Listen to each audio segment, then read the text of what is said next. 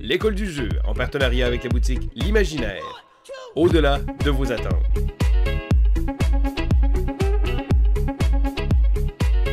Salut les postillonneux, c'est Vince de l'école du jeu et aujourd'hui je vous fais une vidéo de feedback concernant l'expérience de jeu Cloudspire en campagne solo. En fait, je vais être honnête, la première expérience que j'ai eue m'a pas tant charmé et j'ai eu l'opportunité d'y rejouer dernièrement. Et je dois avouer que le jeu, à sa deuxième partie, est nettement plus intéressant et ce, à plusieurs points. Tout d'abord, ce qui est intéressant, c'est qu'on se familiarise avec les différentes composantes du jeu, avec le matériel, mais au-delà de ça, on se familiarise aussi avec la faction que l'on joue. Autre chose qui m'avait charmé en fait lors de ma deuxième partie, ça a été le fait que j'avais vraiment l'impression de vivre le genre Warcraft, là, tu sais, vraiment le 1 contre 1, le but c'est vraiment d'aller détruire la forteresse adverse. Donc ça m'avait beaucoup charmé. Et aussi la gestion de ressources, la gestion la gestion du hasard, la gestion de potentiel aussi, s'en aller vers une direction spécifique par rapport à nos pouvoirs de race. Donc tout ça m'avait vraiment, j'avais trouvé vraiment ma deuxième expérience plus intéressante. Et je me suis dit, ben, pourquoi pas faire le solo. Donc je débute la campagne solo aujourd'hui, ici, là, maintenant. Et en fait, ça me tente de vous donner un peu le feedback après différentes étapes du jeu. Donc là, actuellement, je suis en train d'installer le jeu. Donc, j'ai lu les règles pour la campagne solo qui me semble assez très claire, somme toute. Ce que j'aime en fait de Cloudspire, c'est que la structure de jeu est relativement simple et ce qui vient complexifier le tout, c'est vraiment les pouvoirs de chacune des races. Donc là, évidemment, vous ne pouvez pas voir en détail qu'est-ce qu'il y a ici, mais le pouvoir des races rend la chose très intéressante. Donc c'est ça en fait qui fait en sorte que Cloudspire devient de plus en plus intéressant, c'est de se familiariser avec tout ça. Et donc, ben écoute, j'ai hâte de voir ça.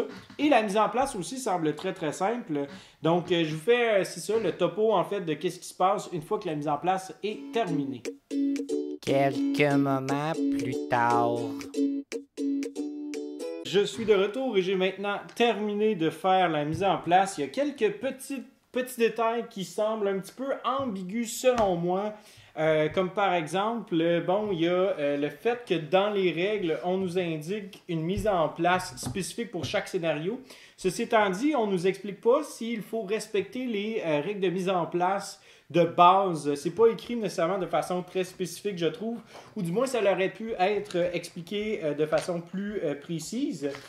Il y a aussi plusieurs petits règlements et ce que je trouve un petit peu particulier, c'est que j'aurais peut-être aimé avoir un aide de jeu qui me rappelle les différentes règles concernant le AI, donc la manière qu'il va interagir soit avec le marché de cartes ou encore comment est-ce qu'il va interagir avec le plateau. Il y a quelques règles spécifiques qui malheureusement se retrouvent autant dans le livre des règles concernant le AI que dans le livre du scénario, ce qui fait en sorte qu'il va falloir faire du va-et-vient entre chacune des pages. Pour moi, je trouve que ça aurait pu être facilement réglé avec un aide de jeu du AI. Donc oui, on a un aide de jeu de chacun des joueurs, mais avoir un aide de jeu AI aurait pu être très pertinent à mon avis.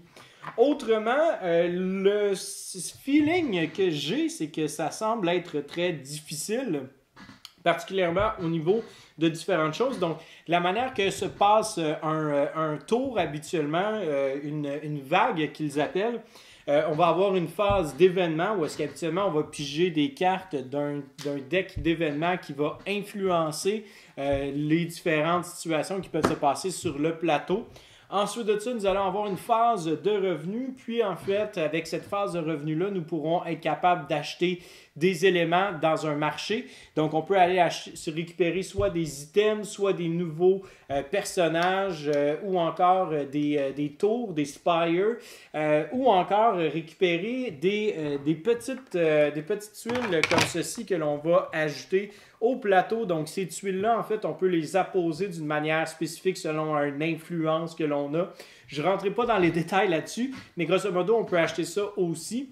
Et finalement, on a aussi la phase de bâtir. Donc, sur chacune de nos Je vais vous montrer par exemple ma base personnelle, la forteresse. Alors, sur la forteresse en tant que telle, nous avons différents éléments que nous pourrons tout simplement augmenter de niveau, donc augmenter de force, ce qui va faire en sorte qu'on augmente nécessairement la puissance d'attaque, la défense que l'on a, vraiment différents petits éléments comme ça. Et tous ces éléments-là sont indiqués sur notre page personnelle et ceci est unique à chaque race. Et enfin, nous avons en fait dans la phase de préparation un certain nombre de points de commandement. Donc, chaque unité que nous aurons possédera un coup de commandement. Et ce coup de commandement-là va nous indiquer jusqu'à combien de différentes unités on peut placer à notre tour. Et finalement, nous allons avoir la phase d'attaque, c'est-à-dire qu'on va avoir un déplacement qui est automatisé, qui est très très bien pensé d'ailleurs. Ceci étant dit, les héros de chaque faction se déplaceront de façon selon le bon vouloir du joueur, mais sinon vraiment les monstres que l'on va engager avec nos points de commandement se déplaceront en conséquence d'un mouvement que j'ai dit tout à l'heure qui était automatisé. Donc, habituellement, c'est ça notre phase. Et plus qu'on augmente dans les vagues, plus qu'on a des points de source. Et comme j'ai mentionné, les points de source nous permettent non seulement d'acheter des choses au marché, mais aussi d'augmenter la force de les différents trucs qu'on peut acheter en fait pour augmenter la force de notre forteresse. Mais là, dans le premier scénario, il n'y a aucun revenu. Donc, il va falloir gérer en conséquence de ce qu'on récupère sur le plateau en tuant soit des personnages adverses, en tuant des NPC, donc des personnages non joueurs. Je suis très curieux d'essayer. Donc, je vous donne un petit peu mon feeling. Après la deuxième vague, comme ça va vous donner un peu une idée de qu'est-ce qui se passe et aussi comment se joue le AI, et ce, malgré les différentes spécificités qui ne sont marquées qu'à un seul endroit. On va voir qu'est-ce qu'il y en est. Je vous reviens, ce ne sera pas très très long. 2 heures plus tard.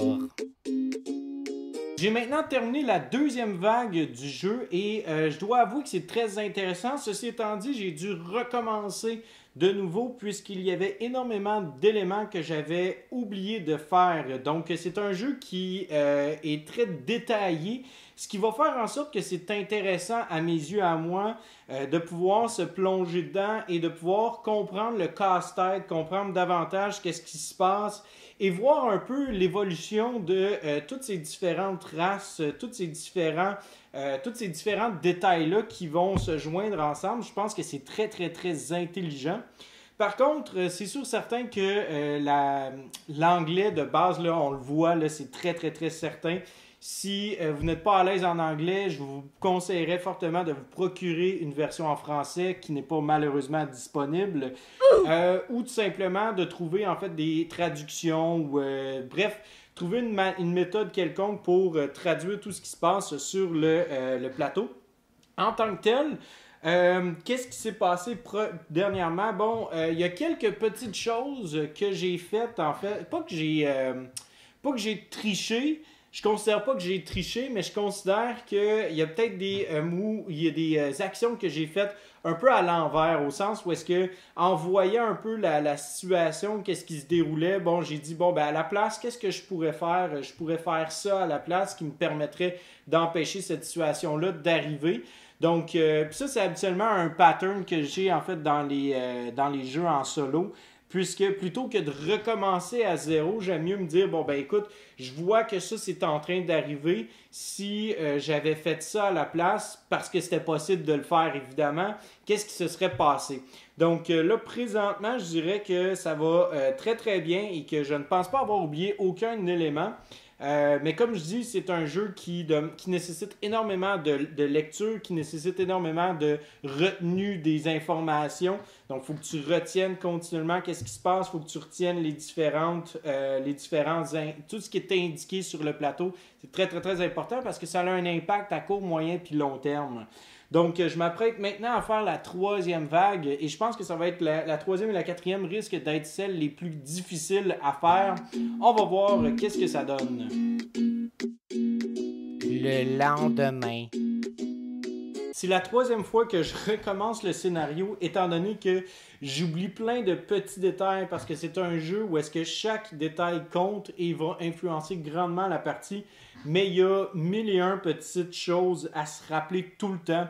Et je pense que les joueurs qui aiment les jeux qui sont plus straightforward, donc par exemple des jeux de dungeon crawler où est-ce que on fait juste rentrer dans un donjon et qu'on essaye de tuer le plus de bébites possible, les joueurs, je pense pas que ça va nécessairement répondre ça va satisfaire ces joueurs-là, étant donné que c'est un jeu qui ressemble davantage à Warcraft ou Starcraft, donc les jeux plus de vraiment d'affrontement un contre un ou encore coopératif, ou même en fait free for all, donc un battle royale. Ça va davantage répondre et correspondre aux besoins puis aux demandes de ces gens-là. Et je vois énormément de potentiel pour répondre à ça. Moi qui étais un fan fini de Warcraft 3, présentement, ça ne me dérange pas de recommencer un scénario et de dépenser, d'investir autant de temps parce que c'est un système que présentement j'apprécie beaucoup.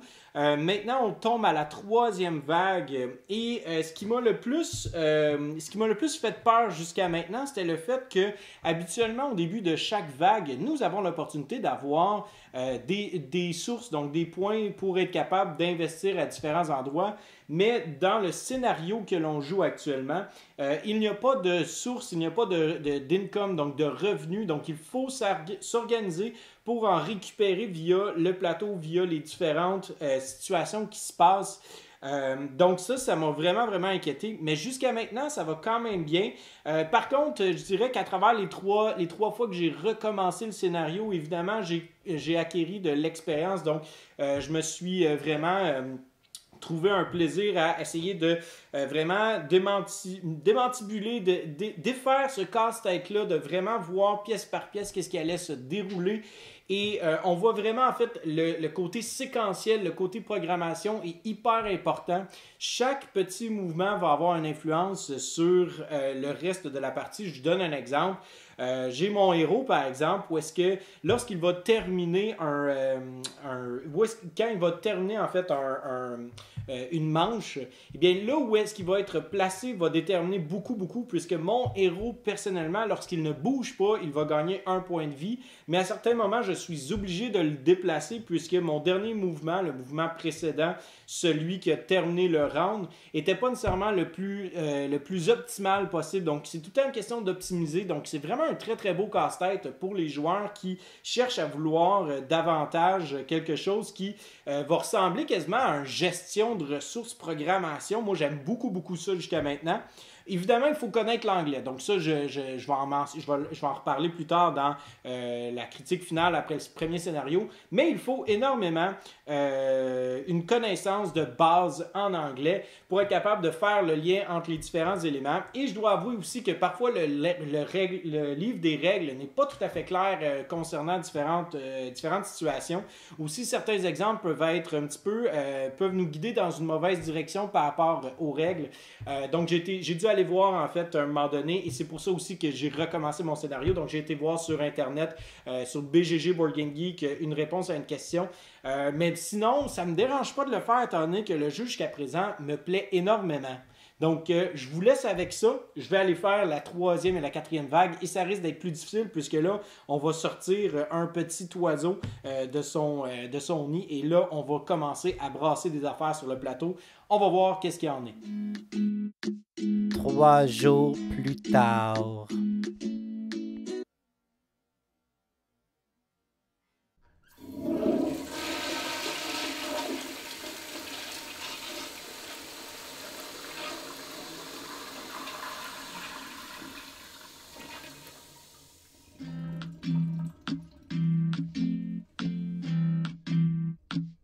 Une éternité plus tard.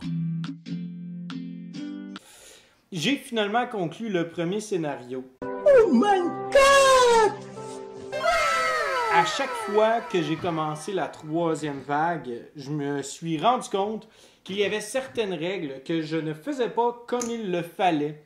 Et donc, j'ai dû recommencer à moult reprises. Donc, même la dernière fois, en fait, que j'ai filmé ce que vous venez de voir, j'ai recommencé, en fait, une nouvelle fois au complet. J'ai recommencé une autre fois parce que je me suis rendu compte que j'allais mourir. Et là, je viens tout juste de conclure le scénario. Et il y a une petite règle que j'ai omise, que j'ai oubliée. Ceci étant dit, je considère que là, j'ai une bonne idée de comment se joue le jeu. Donc, je ne recommencerai pas ce nouveau scénario-là. J'ai envie de continuer, quitte à la limite me retirer quelques rewards, donc des prix que l'on gagne en atteignant certains objectifs. Donc, dans le premier scénario, j'ai réussi à faire les 3 objectifs de base qui étaient en tant que tel de détruire un certain type de spire. Ensuite de ça, de détruire tous les spires de l'ennemi et finalement détruire la porte de sa forteresse.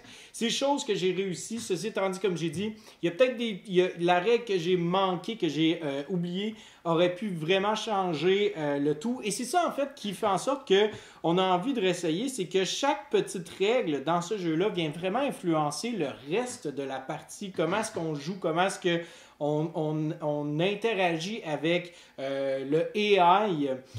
Donc, c'est pour ça que, à mes yeux, à moi, je trouvais ça important de recommencer les scénarios pour vraiment avoir une très, très bonne idée de comment jouer au jeu.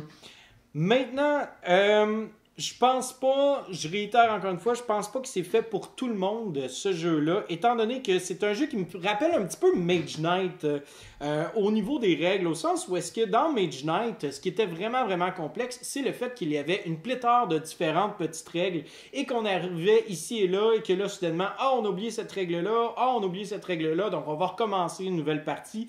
Par contre, à l'inverse de Mage Knight, j'ai pas joué en solo à Mage Knight, mais ici on parle, quand on connaît bien les règles, on parle d'une partie qui peut durer environ 1 heure, gros max, 1h30 disons.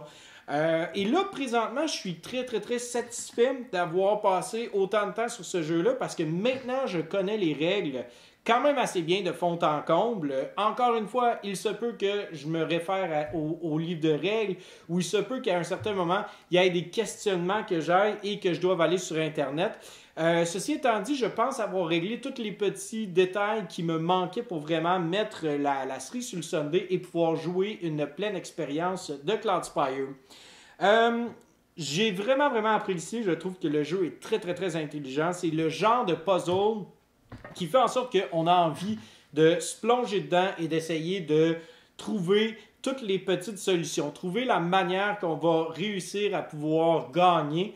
Et c'est ça que j'aime beaucoup. Mais comme je dis, je pense pas que c'est fait nécessairement pour tout le monde, puisque le problème de ce jeu-là réside vraiment, vraiment dans les règles, dans la langue aussi.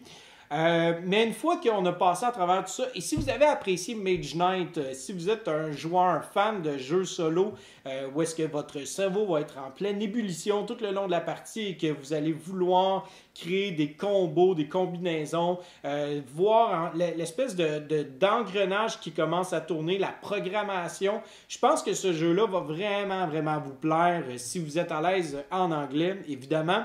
Mais sinon, si vous aimez les jeux solo de court haleine, rapide, simple, efficace, et que vraiment le jeu solo n'est pas nécessairement une passion pour vous, je ne pense pas que Cloudspire pourra être fait nécessairement pour vous. Mais pour moi, en fait, je vais le comparer à Tainted Grail qui est juste derrière moi. Puisque Tainted Grail, en fait, c'est l'autre jeu que je joue actuellement en solo. Et ce sont deux expériences totalement distinctes. Où est-ce que Tainted Grail est un jeu vraiment, vraiment narratif. Alors que dans Cloudspire, la narration est très similaire à celle de Warcraft 3, les jeux de MMORPG. Donc, je pense que vraiment, l'histoire n'est pas nécessairement importante, mais quand même, on voit une distinction notoire entre chacune des factions. Et chaque faction va fonctionner de façon totalement différente. Et c'est ça qui est beau dans tout ça, c'est de vraiment découvrir à travers le solo les différentes factions, leurs différentes manières de pouvoir interagir, aussi de réagir face aux situations qui sont proposées dans le scénario en tant que tel, de vraiment s'en aller dans différentes directions selon le contexte. Je pense que c'est vraiment ça que Cloudspire est capable de nous offrir. C'est un jeu avec des factions très, très, très distinctes les unes des autres et que chacune de ces factions-là va fonctionner complètement différemment et qu'il va falloir réagir de façon totalement distincte une partie à l'autre. Je pense que c'est le genre de jeu que j'aimerais jouer avec un joueur qui a joué quelques parties en mode solitaire, pour que quand on va être un contre l'autre, on n'ait pas il n'y ait pas quelqu'un qui ait nécessairement un avantage notoire sur l'autre, et au-delà de ça, que les deux soient au même niveau, tant au niveau des règles qu'au niveau du gameplay, parce que chaque action que l'on fait a vraiment une incidence sur le reste de la partie.